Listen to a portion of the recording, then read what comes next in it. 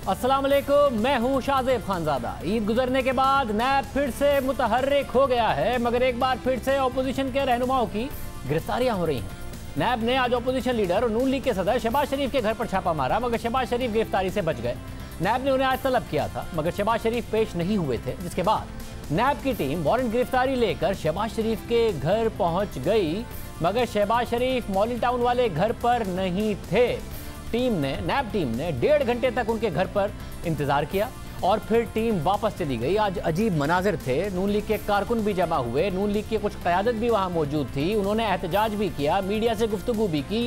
नैब को गलत इतला दी गई या फिर नैब के पास इतला ठीक थी, मगर शहबाज शरीफ को पहले ही पता चल गया था कि नैब की टीम आ रही है और वो घर से चले गए। ये सवाल अहम है, क्या फिर नैब को गलत इतला की वजह से नैब इस घर पर पहुंच गई? शहबाज शरीफ आज पेश तो नहीं हुए, मगर उन्होंने नैब को तहरीरी तौर पर आगाह कर दिया था कि कोरोना वायरस इस वक्त अपने उरूज पर है। नैब लाहौर के दफ्तर में कुछ अफसरान भी कोरोना वायरस का शिकार हो चुके हैं। मेरी उम्र 69 बरस है और कैंसर का मरीज हूँ।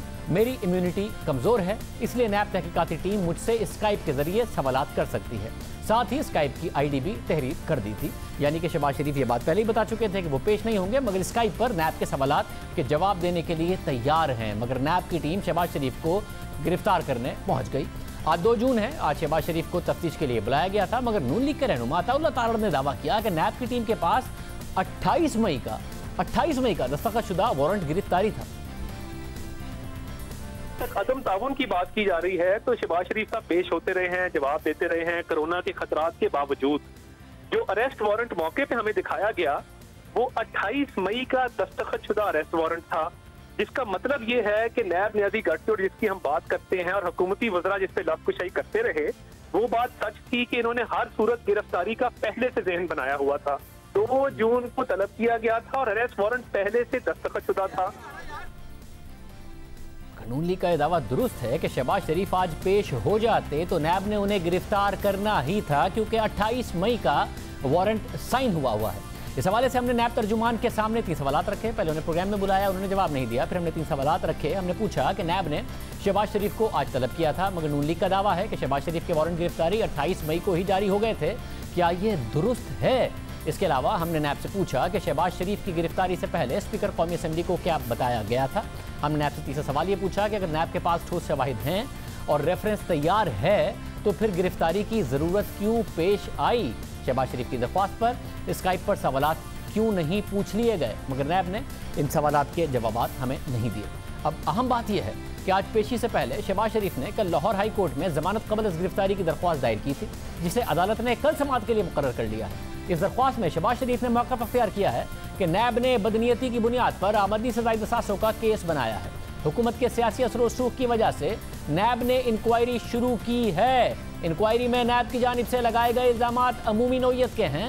शहबाज शरीफ ने अदालत से दरख्वास्त की कि 2018 में मुझे इसी केस में गिरफ्तार किया गया, उस वक्त भी नैब से भरपूर ताउन किया। 2018 में नैब ने इख्तियारात के नाजायज़ इस्तेमाल का एक भी सबूत नहीं दिया। शहबाज शरीफ ने मौक़िफ़ इख्तियार किया कि असासे डिक्लेयर कराता रहा हूँ। मनी लॉन्ड्रिंग के इल्ज़ामात बिल्कुल बेबुनियाद हैं। नैब इंक्वायरी के दौरान एंटी मनी लॉन्ड्रिंग एक्ट के इख्तियारात इस्तेमाल नहीं कर सकता। नैब इंक्वायरी दस्तावेजी नोयत की है, तमाम दस्तावेज पहले से ही नैब के पास मौजूद हैं। ज़ेर-ए-इल्तवा इंक्वायरी में गिरफ्तार किए जाने का खदशा है, उबूरी जमानत मंजूर की जाए। अब इस दरख्वास्त पर कल अदालत में समाअत होगी, मगर समाअत से पहले ही नैब की टीम आज शहबाज शरीफ के घर पहुंच गई। नैब पहले भी शहबाज शरीफ को गिरफ्तार कर चुकी है, मगर फिर सवाल ये उठा कि केस साबित नहीं हुआ। अदालत ने नैब के खिलाफ सख्त रिमार्क्स के बाद उन्हें जमानत दे दी थी, मगर जब शहबाज शरीफ मार्च में लंदन से वतन वापस आए तो उसके बाद नैब ने उन्हें तलब करना शुरू कर दिया। पहले नैब ने उन्हें आमदनी से ज़ायद असासों के केस में 17 अप्रैल को तलब किया, मगर वो पेश नहीं हुए। उसके बाद वो 20 अप्रैल को नैब ने तलब किया, मगर वो पेश नहीं हुए। उसके बाद शहबाज शरीफ 4 मई को नैब के सामने पेश हुए। उनसे तकरीबन 2 घंटे तक पूछगछ की गई। नैब का इल्ज़ाम है कि नैब की मुश्तरका टीम ने शहबाज शरीफ से 1 घंटा 45 मिनट तक सवालात किए, लेकिन वो नैब के सवालात का तसल्लीबख्श जवाब ना दे सके। इसी पेशी के दौरान शहबाज शरीफ से उनको विरासत में मिलने वाली जायदाद से मुतालिक सवालात किए गए। वज़ीर आज़म के मुआविन ख़ुसूसी बराए एहतसाब शहजाद अकबर ने पेशी के कुछ दिन बाद प्रेस कॉन्फ्रेंस करके नैब के केस के हवाले से सवालात उठाए और इसके अलावा शहबाज शरीफ से सवालात पूछे। दीगर वफाकी वज़रा और वज़ीर आज़म के मामले खुसूसी ये बताते नजर आए कि नैब ने शहबाज शरीफ से क्या पूछा और शहबाज शरीफ ने क्या जवाब दिए, जिस पर सवालात उठे कि नैब की तफ्तीश का हुकूमत को कैसे पता चल गया, कैसे नैब की गिरफ्तारियों से पहले वज़रा को पता होता है, कैसे तफ्तीश के बाद मामलात वज़रा को पता होते हैं। फिर मीडिया पर खबरें चली कि नैब ने शहबाज शरीफ से पूछा कि आपने 2005 से 2007 के दौरान बार्कले बैंक से कितना कर्ज लिया, निसार अहमद गुल और अली अहमद से आपका क्या ताल्लुक है, साल के 20 गुज़िश्ता दौरान असासों में करोड़ों का इजाफा हुआ, उनके ज़राए क्या हैं। शहबाज शरीफ ने जवाब दिया कि तमाम असासजात ज़ाहिर कर चुका हूँ और हर चीज़ का रिकॉर्ड जमा करा चुका हूँ। शहबाज शरीफ से नैब ने बैरून मुल्क की जाने वाली 5 मशकूक ट्रांजैक्शंस का पूछा और उनके सामने फाइनेंशियल मॉनिटरिंग यूनिट की रिपोर्ट सामने रखी। नैब ने पूछा कि शहबाज शरीफ ने 20 करोड़ से ज़ायद की रकूम किस किस अकाउंट में मुंतकिल की, बतौर वज़ीर आला 5 मशकूक ट्रांजैक्शन बैरून मुल्क किसको भेजी। उसके बाद नैब ने शहबाज शरीफ को 2 जून यानी आज तलब किया और फिर गुज़िश्ता हफ्ते नैब ने एलामिया भी जारी किया कि शहबाज शरीफ की पेशी के लिए हिफाजती इक़दाम मुकम्मल कर लिए हैं। नैब की CIT के मेंबरान सवाल जवाब के दौरान समाजी फासला रखेंगे। इसके अलावा नैब टीम मेंबरान को मास्क पहनने की हिदायत जारी कर दी गई है। तर्जुमान नैब के मुताबिक शहबाज शरीफ को तफसीली सवालनामा गुज़िश्ता पेशी पर फराहम किया और मुनासिब वक्त भी दिया गया। शहबाज शरीफ की ख्वाहिश पर उन्हें ज़्यादा वक्त फराहम किया ताकि बैरून मुल्क से वो रिकॉर्ड हासिल कर सके। इसके बाद आज शहबाज शरीफ नैब के सामने पेश नहीं हुए। अहम बात यह है कि शहबाज शरीफ 4 माह से ज़ायद अरसा पहले भी गिरफ्तार रह चुके हैं। 5 अक्टूबर 2018 को नैब ने शहबाज शरीफ को आशियाना केस में गिरफ्तार किया था। फिर 14 फरवरी को 2019 को लाहौर हाई कोर्ट ने उन्हें साफ पानी केस और आशियानी हाउसिंग केस में जमानत पर रिहा कर दिया और इन दोनों केसेस में अदालत ने नैब की कारकर्दगी पर सख्त सवालात उठाए और जमानत में रिहाई के बाद शहबाज शरीफ नवंबर 2019 में वज़ीर आज़म नवाज शरीफ के साथ लंदन चले गए। तकरीबन 4 माह बाद मार्च 2020 में शहबाज शरीफ वतन वापस आए और फिर नैब ने उन्हें आज गिरफ्तारी के लिए आज कोशिश की। अब अहम बात यह है कि शेख रशीद पहले ही बता चुके थे कि ईद के बाद नैब टार्जन बनने जा रहा है। अपोजिशन के साथ साथ हुकूमती अराकीन की भी गिरफ्तारियां होंगी। हमारे प्रोग्राम में शेख रशीद ने कहा था कि ईद के बाद नैब जिंदा होने जा रही है, टार्जन की वापसी होगी और वो लोग जो बाहर जाकर वापस आए वो फंस गए हैं, उनका फाइनल राउंड जून जुलाई में हो जाएगा। नैब जिंदा होने जा रही है। टार्जन ने वो क्या होता है जिनसिंग पी ली हुई है और ईद के बाद अभी तो रोज़े से है नैब। रोज़े ख़त्म हुए तो रोज़े के बाद ईद के बाद टार्जन की वापसी होगी और जिनसिंग पी के वापसी होगी, ताकि ये लोग जो अभी तक ये समझ रहे हैं कि मौज मेला है, मौज मेला नहीं होगा। और मैं नहीं देख रहा नैब के कानून की तरमीम होते करीब करीब। जिस तरह ये मुल्क से बाहर गए और जिस तरह आके ये फंस गए हैं, ये सारा मसला जो है इसका फाइनल राउंड जो है वो जून जुलाई में हो जाएगा। ये नहीं बच सकते, कहाँ बच के जाएंगे ये, इनकी कोई बचत नहीं है। शेख रशीद हमारे साथ मौजूद होंगे, उन्हीं से पूछेंगे कि उन्हें ये बात कैसे पता थी, आने वाले दिनों में क्या होने जा रहा है। नैब शहबाज शरीफ को ढूंढती रही मगर शहबाज शरीफ उन्हें नहीं मिले। हमारे साथ वफाकी वज़ीर शेख रशीद अहमद साहब मौजूद हैं। शेख साहब बहुत शुक्रिया। शेख साहब आपने जो कहा था वो हो गया। आज नैब गिरफ्तारी के लिए तलाशी करती रही, आपने कहा था टार्जन बनेगी, जून जुलाई तक सब हो जाएगा। आने वाले दिन में क्या हो रहा है ये आपसे पूछते हैं, मगर शहबाज शरीफ साहब हुकूमत को टफ टाइम नहीं दे रहे, वो तो पार्लियामेंट में भी नहीं आ रहा है, इसके अलावा भी कुछ अपोजिशन लीडर का किरदार अदा नहीं करते उस तरीके से, तो अचानक ये गिरफ्तारी का मामला कैसे हो गया? अचानक नहीं हुआ ये। देखें, पैदाइशी जो बिजनेसमैन पॉलिटिशियन होता है वो मुख्तलिफ चीज़ों में मुलव्वस होता है। अब ये चली गई है 1985 से। 1985 का मतलब ये है कि इसमें इसका दायरा कार मैं आपको खबर देने जा रहा हूं कि सिंध तक बढ़ सकता है और ओमनी ग्रुप से लेके और इंडियन चीनी तक लेके, और ये काबल जो फ्रॉड भेजते रहे हैं चीनी 70%। सो मैं तो 1985 से जब ये पंडारा बॉक्स खुलेगा तो फिर इसके बाद गंदम स्कैंडल भी है। सो ये तो सारे लोग जो मुझे थ्रेट किया करते थे चीन में आज, और उन्होंने FIA को भी थ्रेट किया था, आज वो दरमियानी रास्ते की तलाश में है कि कोई रास्ता बताएं। शहबाज शरीफ ने, मैं जियो के प्रोग्राम में कहना चाहता हूं, पूरी कोशिश की इन दिनों में कि कोई मामले की, क्योंकि ये दोनों तरफ विकेट के खेलते हैं। ये आए थे कोरोना के बड़े टॉर्जन बन के कि मैं तो कोरोना के लिए आया हूं। एक टीवी प्रोग्राम में इन्होंने कहा पकड़ो मुझे मुझे मुझे मुझे मुझे पकड़ो, मुझे पकड़ो, मैं आ गया हूं, मैं आ गया हूं, मैं आ गया हूं। कहां भाग गया भाई? मर्द बने ना। हमने 7-7 साल कैदें काटी हैं एक छोटी सी क्लाशनकोफ आवारा किस्म के केस में। आपने तो लूटा है। वो बुलाएं उसको जो सुलेमान हमजा है, जो किंग ऑफ द डकेट्स है, जिन्होंने लूटा है और फिर फूटा है यहां से लंदन के लिए। और ये किस बात के 50-100 आदमी, अगर जियो इतना कैमरा दिखाएगा तो 50-100 तो आके छाती पीटेंगे ही। लेकिन इस मुल्क में नवाज शरीफ की सियासत और आसिफ जरदारी की सियासत ख़त्म होने जा रही है। और इमरान खान जब ये कहता है कि मैं झाड़ू जो है दोनों तरफ फिरेगा, मैं ये कहता हूं बजट के बाद दूसरी तरफ भी झाड़ू फिरेगा और जिसने गाजरें खाई हैं उसको फक्की दी जाएगी। फक्की जो है वो इंटरनेशनल किस्म की है, कानून और आइन की फक्की है। ये अंदर जाएगी तो गोली जलंधर जाएगी। और वो लोग जिन्होंने इस खजाने को इस तरह लूटा, और अब आप देखें 85 के बाद जो शुगर में स्कैंडल हुए हैं, जिस तरह सब्सिडी ली गई है, जिस तरह जाली एक्सपोर्ट की गई है, FIA देखेगी, नैब देखेगी, पुलिस देखेगी, वो क्या होता है सिक्योरिटी एक्सचेंज देखेगी, CBR देखेगी, स्टेट बैंक देखेगा, 10 एजेंसियां इनको देखेंगी। और सर, ये जो 85 वाली आप बात कर रहे हैं उस पर मैं आता हूं, मगर आप कह रहे हैं कि दो तरफा झाड़ू फिरेगी। आपने इससे पहले कहा था, आप अभी भी कह रहे हैं फिरने जा रही है। अब इस दफा भी झाड़ू का आगाज अपोजिशन से ही हुआ है।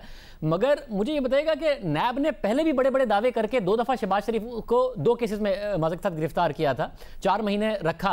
आशियाना केस में अदालत ने जमानत दी तो कहा कि इख्तियारात का जो गलत इस्तेमाल है वो नैब साबित नहीं कर सका है शहबाज शरीफ साहब के खिलाफ।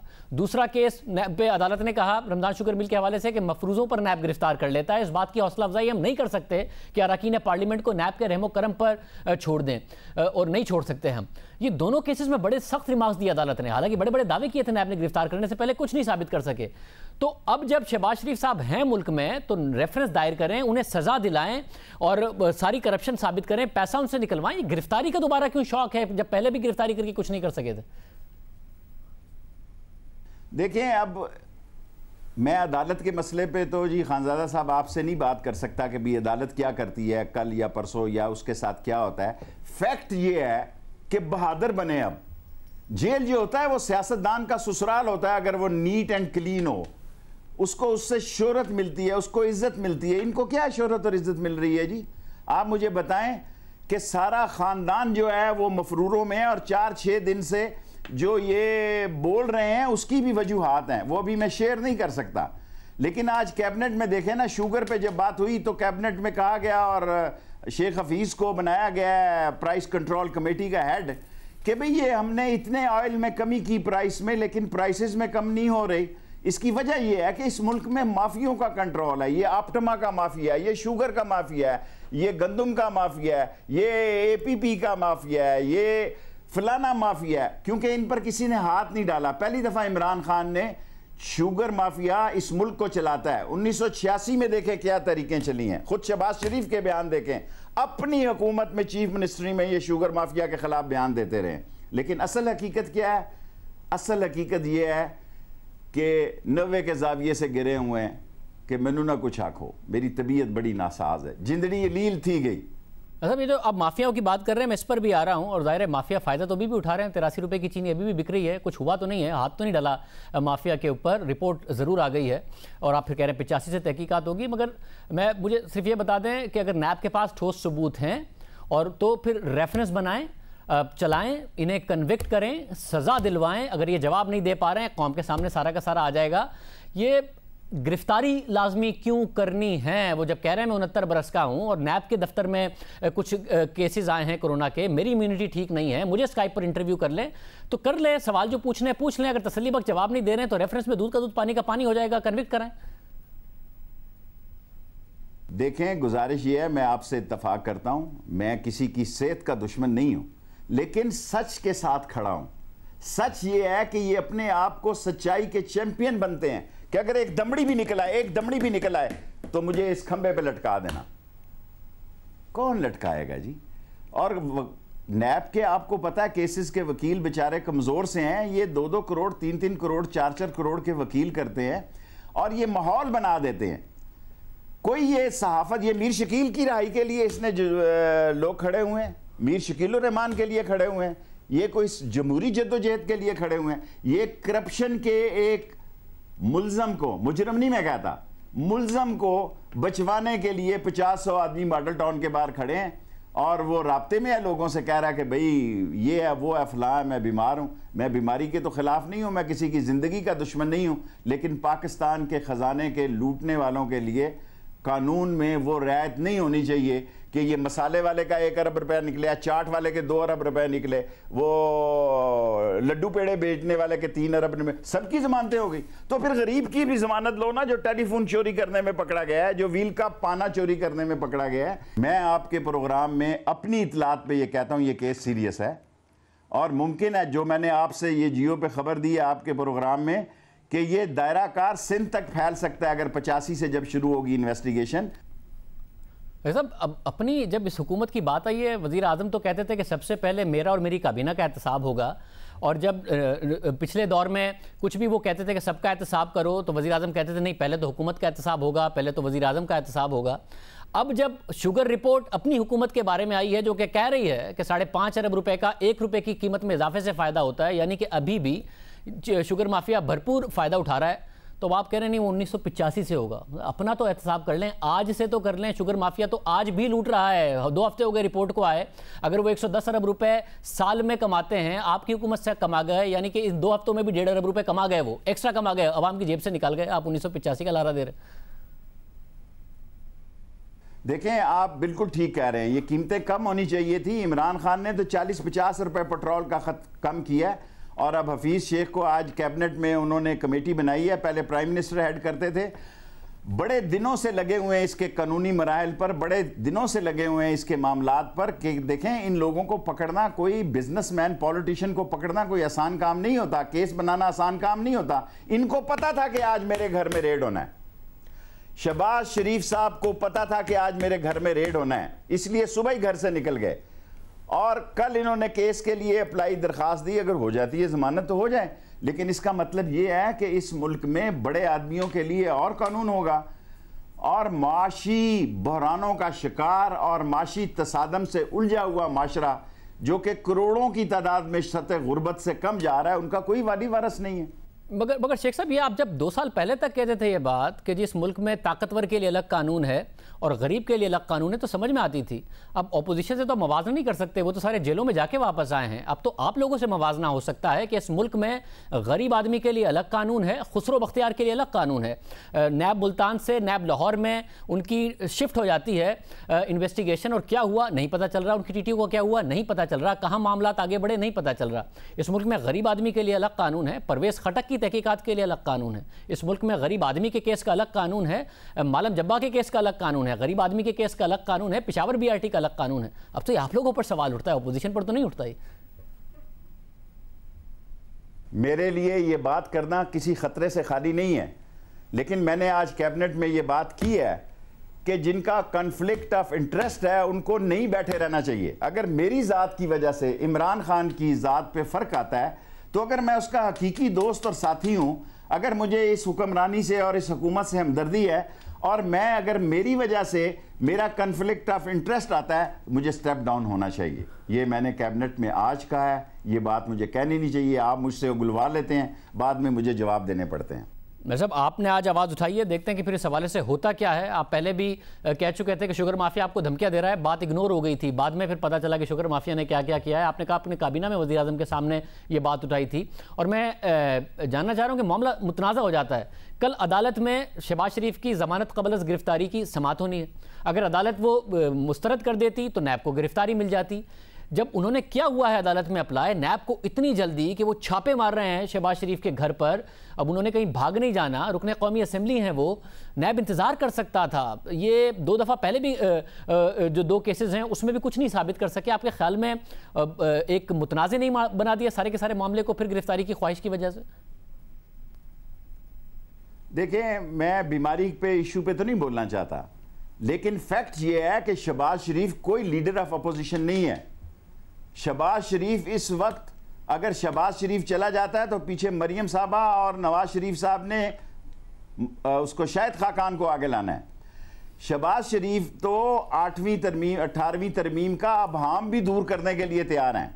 अगर आप वो इंटरव्यू देखें जो उन्होंने इंटरव्यू दिया, उसमें उन्होंने कहा कि नैब के आर्डिनेंस, देखें अब नैब का आर्डिनेंस अभी मैंने आपसे कहा था अमेंड नहीं होगा, कैसे अमेंड होगा इस वक्त नैब का ऑर्डिनेंस? अब जो मामलात हैं, अगर वो आज अरेस्ट करने ना जाएं तो कल मुमकिन है उनकी बेल हो जाए, लेकिन कौम के सामने ये एक्सपोज हो गए हैं कि कितना बड़ा बहादुर है। वो इंटरव्यू जो है इनके गले में पड़ गया, उस इंटरव्यू को दिखाएं जब ये छाती तान के कहता मैं आ गया हूं, मैं आ गया हूं, पकड़ो मुझे, पकड़ो पकड़ो पकड़ो।